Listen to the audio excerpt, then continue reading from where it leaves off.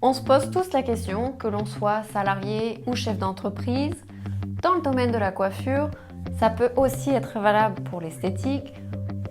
On se pose toujours la question de comment être un bon coiffeur, comment être une bonne esthéticienne.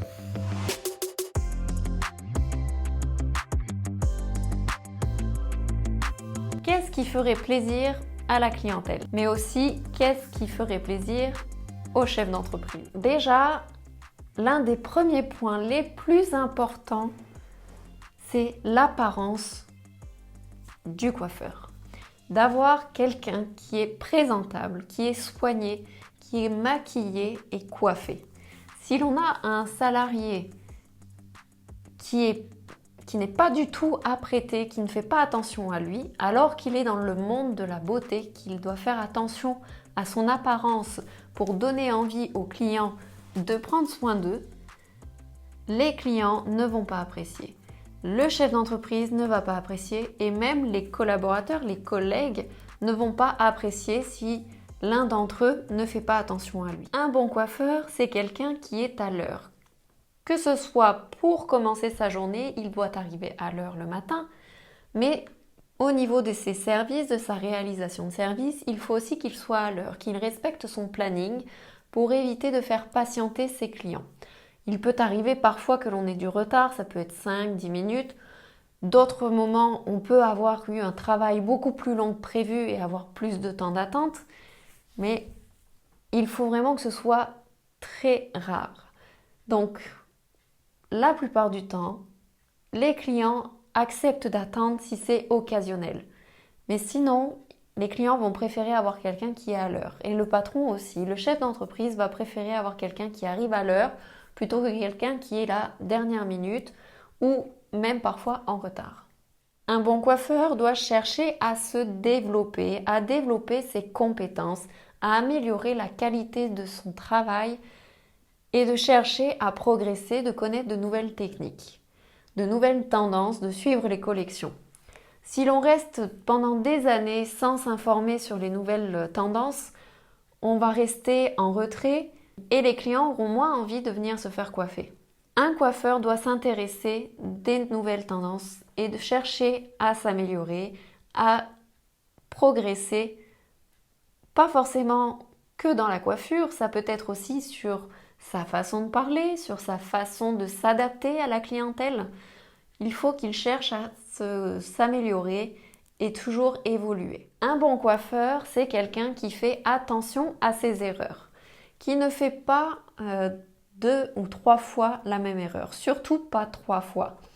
Parce que faire une erreur une fois, on n'était pas au courant, ça passe, on ne dira rien. Faire la même erreur une deuxième fois, cela peut arriver. Il peut y avoir une exception une fois de temps en temps de se dire « Oups, j'ai oublié, j'ai omis telle chose et du coup j'ai refait la même bêtise. » Mais il ne faut pas en abuser. C'est pas parce qu'on a dit « Ok, la deuxième fois ça ira » que pour une troisième fois on pourra encore refaire la même erreur. Non. Là, ça sera abusé et ça ne passera pas. Par contre, comme je l'ai dit, on peut faire une fois, voire 2 fois la même erreur. C'est en forgeant qu'on devient forgeron. Et donc, c'est en apprenant qu'on a fait des erreurs que l'on va éviter de les refaire.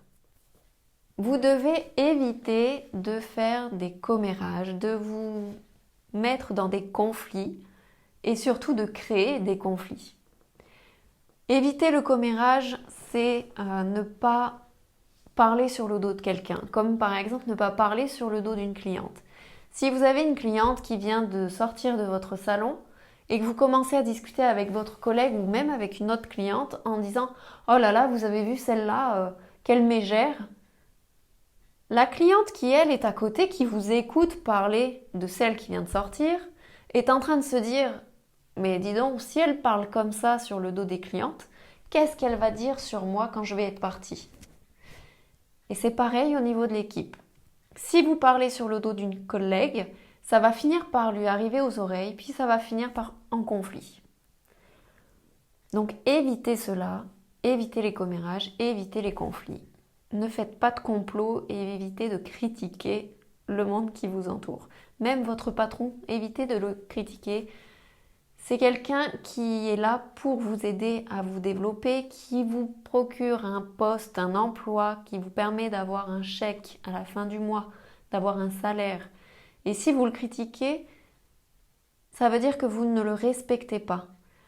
Donc ayez du respect pour votre entourage. Il faut respecter votre hiérarchie, mais aussi votre équipe, vos collaborateurs, il faut respecter vos clients. Un bon coiffeur est quelqu'un qui devrait être capable d'être autonome, de se dire je vais pouvoir faire telle et telle chose seul, sans aller tout le temps demander à quelqu'un de m'aider. Vous devez être capable de prendre certaines décisions seul, bien sûr avec l'accord préalable de votre patron, de votre employeur, manager, peu importe le niveau de hiérarchie. Vous devez avoir quelqu'un qui vous donne des libertés et de profiter de ces libertés pour avancer, pour être autonome et prendre de l'avant.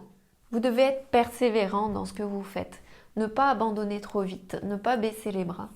Il faut persévérer dans vos choix, dans ce que vous avez prévu, dans vos objectifs. Mais bien sûr, il faut suivre les objectifs qui vous sont donnés. Vous avez des objectifs à respecter. Ce n'est pas pour rien. C'est pour permettre à l'entreprise de continuer de prospérer, de se développer. Et c'est pour vous permettre d'avoir votre salaire à la fin du mois aussi. De continuer d'avoir vos clients qui viennent se faire coiffer, d'avoir des clients qui viennent acheter des produits. Mais ça, pour ça, il faut suivre vos objectifs. Bien sûr, tout chef d'entreprise souhaiterait avoir des salariés qui s'intéressent au bon développement de l'entreprise et que ce soit quelqu'un en qui l'on peut avoir confiance, de pouvoir lui donner des responsabilités et justement d'avoir quelqu'un qui puisse être autonome comme on disait tout à l'heure. Mais vous devez être honnête dans ce que vous êtes capable de faire, dans ce que vous voulez faire et aussi dans ce que vous pensez. Vous devez dire le fond de votre pensée pour être sûr d'être dans une relation stable entre votre patron et vos collaborateurs. Sachez communiquer entre vous. Soyez attentifs à ce que l'on vous dit et osez donner votre opinion tout en respectant les idées de chacun, mais aussi en ayant du tact si quelque chose vous déplaît, si quelque chose ne fonctionne pas. N'attendez pas qu'il soit trop tard pour aller informer votre entourage que quelque chose ne convient pas.